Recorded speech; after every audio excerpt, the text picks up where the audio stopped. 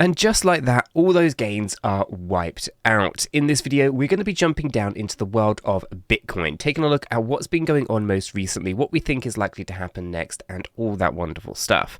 We'll be taking a look at not only the technical analysis for BTC, but we'll also be jumping down into the world of on-chain data, reviewing what's going on with those wallet counts and all that great stuff as well. So as I get into this video, if you find it useful and informative, smash that like button. I really do appreciate that. If you are new to the channel, then why not go ahead and subscribe, tap the bell, select all the notifications, and in doing so you will be kept up to date with everything that we do here at Cheeky Crypto. And if you haven't yet joined us in Discord, what are you waiting for, guys? Check it out. The link is in the description down below. Let's just jump right down into this video. So Bitcoin paired up with USDT. This is the BitGet spot exchange in the 1 hour time frame. You can see here that we saw a bit of a turn to the downside yesterday. This is a pretty impulsive movement at the moment, and actually looks like it's nesting as well. So without kind of going into too much of the detail on that one, it looks like we're going to come down into a fifth wave movement here. This will look to complete out a wave 3, and then we'll come down even further and all that kind of complicated stuff. But really, you know, we're going to try to keep this nice and simple. We just expect further moves to the downside, right?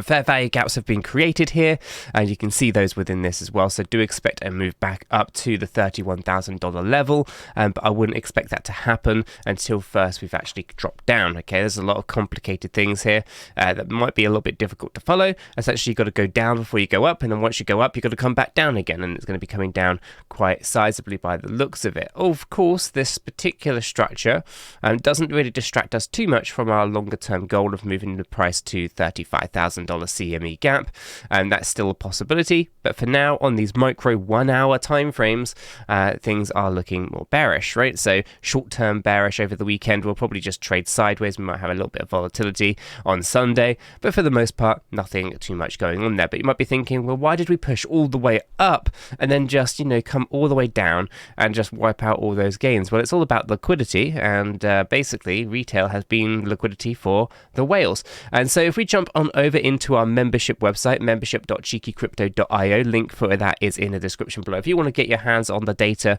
the on-chain data, and you know, look at it at your own leisure, then that's where you need to head. Become a member, and you'll be able to come over to the data zone. You'd be able to go over to the Bitcoin data.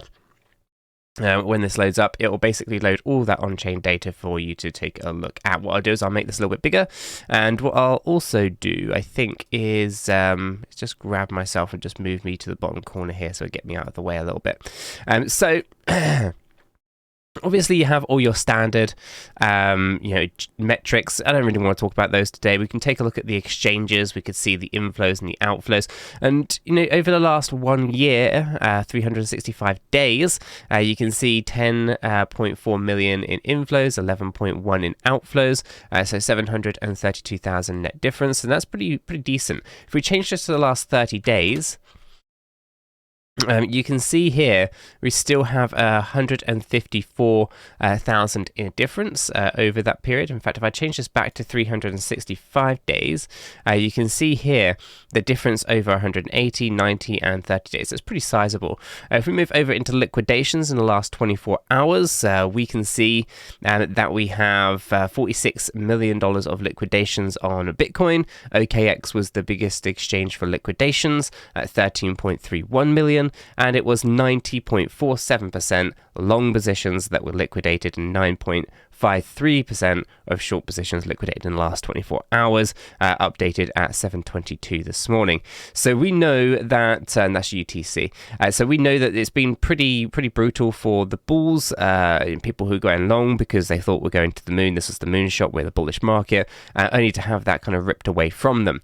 And again, this is obvious because we can see that essentially we were in that area of resistances. We were likely to see reversals. You can't just continuously move up without having profits being taken. But this is also something that happens more and more when you're in a low liquidity market, as in if there isn't a lot of demand for assets and volumes are generally quite low, you actually find that the liquidity is low with it, and as such the larger investors want to grab as much liquidity as possible, and actually it's a lot more noticeable because there isn't that much liquidity to grab. And this is really noticeable when we start diving down into the world of the wallet counts. Okay, if I start making this a little bit bigger here, for the whales of 1,000 Bitcoin or more per wallet have taken a bit of a dive. So we can see up here, they peaked out at 2,037 on the 11th of July, and they've come down to 2,019. You can see that over the last 7 days, it's down 0.79%. In the last 30 days, down 0.44%. In the last 90 days, 0.59%.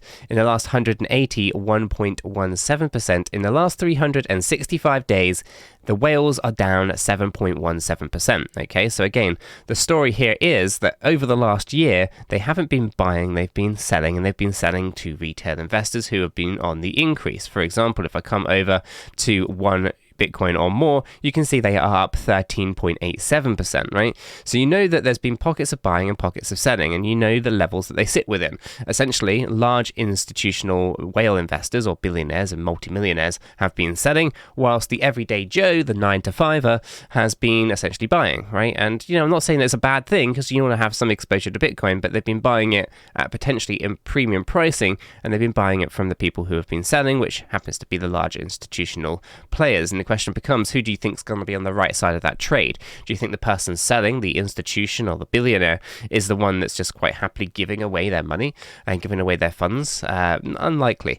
But, it is what it is. We'll see how it kind of unravels soon enough. Now, when we go to the 10,000 BTC or more, they have been accumulating during the bear market. They're actually up 13.68%. This actually is quite an alarming number. If we scoot back to what happened back in 2017, you can kind of see here that they accumulated during the 2018 bear market. They were accumulating, and then they flooded the system with excess Bitcoin because it's all about supply demand. And when you have too much supply flooding a market, you bring the price down into the bear market low. And so that happened previously. Now you can take a look here during 2022.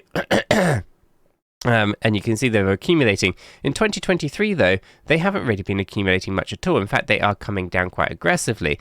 I haven't really kind of made those massive waves that we'd seen previously, but you've got to bear in mind, in November of 2022, there were 121 wallets with over 10,000 Bitcoin. However, right now, we sit at 108. So we know that this has come down quite aggressively, and something we need to be aware of. Now, I've often thought that these 10,000 BTC wallets are essentially just whale wallets that are cold storage, and they're basically the whales are actually buying during these bearish times, but they just put it over into their storage wallet, and then they use that to manipulate the market at a later date. I could be wrong on that. I have no evidence of it. It's just something that I think logically might be something that actually is unfolding. But again, like I said, I just speculate because I haven't got any evidence to back that claim up. But it's an interesting one to keep an eye on. Now, as we go to the 100,000 BTC or more, these ones are, the micro strategies of the world. There's no real change here. I mean, they're down 20% in the last 365 days, as in we went from 5 wallets to 4 wallets, and you can see they've been bouncing around between these numbers. Nothing terribly too much here, but I would say that and argue that maybe these guys are, manipulating the market to a point. If they have a significant amount of Bitcoin that you can flood a system with, then I do think we're going to see some more volatility. You can see here, most recently they were down at 3 wallets during this low point, most recently in June of 2023, and then they jump up to 4 wallets as price moves up with it, right? So you can see here that they actually, on the 14th of June, they went from 3 wallets to 4 wallets that had 100,000 BTC, and then what happened is price moved up. And so interesting is this wallet, the one that's really controlling the market, and when this is the one to be paying attention to. It'd be interesting to kind of keep an eye on these things for certain. But one of the things that is quite clear here is that small wallets are on the up, and we can see this, and large wallets are decreasing, and we need to be concerned with that. Even at the shark level here, we can see have taken a bit of a nosedive as well most recently. So again, nothing terribly it's going to give us too much confidence with this, because we do see that a lot of these larger wallets, these bigger players, even the professional traders, are not really participating at the moment. They're just kind of using it as exit liquidity, which then kind of just brings me right the way back to the chart, right, where we see these moves in the space, where we see these moves to the downside, and it's understandable when we can see that all they're doing is basically taking profits after a significant move to the upside. Unfortunate for the bulls, obviously, but it is a part of the game, and it's kind of what you need to kind of pay attention to. Now, ultimately, we switched into a bearish state of play here. So not only did we finish our C wave high, we have now a bearish change of characteristic. We can see this here. As I said, I'm expecting a fifth wave movement to the downside. I would expect my target range to be approximately down here between 29,612 and 29,612 to 29,793, if I can talk this morning. I'm a little bit under the weather, but I'm trying to make sure, again, I get everything kind of communicated across the best I can without kind of coughing or sneezing and all that nonsense. But yeah, so that's kind of my target range down here. I'll just give that a brief yellow background so you can kind of see it a little bit clearer. It would look like a fifth wave movement right inside here. Like this. That would actually be a wave 3, because this is a wave 1, 2, and then that becomes 3, 4, and then we come down even deeper afterwards. And then, of course, from here, I would expect us to then move up, where I would expect us to kind of move back up into the equilibrium and the fair value gap that we created previously. So that's kind of my expectations on this. Timelines, it could be, you know, anything. It's really hard to time the market, but I do not imagine that we're going to see major movements over the weekend. It'll be interesting to kind of see how that goes, but you know, we might come down to this low target this weekend before bouncing up maybe tomorrow. I don't know. It'd be interesting to see how it plays out, but that's kind of my thoughts and expectations on BTC as it stands at the moment. Let me know what your thoughts are in the comments down below.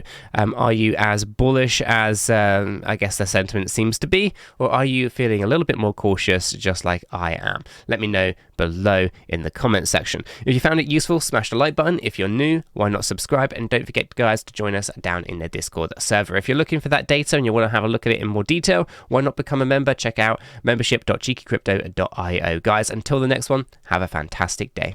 We are not financial advisors. None of what we have communicated verbally or in writing here should be considered as financial advice. It is not. Do your own research before investing in any digital asset or affiliate offers, and understand that investing in any crypto is risky. If you do, you need to be prepared to lose your entire investment. This video is for information and entertainment purposes only. All our videos are strictly personal opinions. Please make sure you do your own research and never take our opinions for financial guidance. There are multiple strategies, and not all strategies fit all people. Our videos are not financial advice.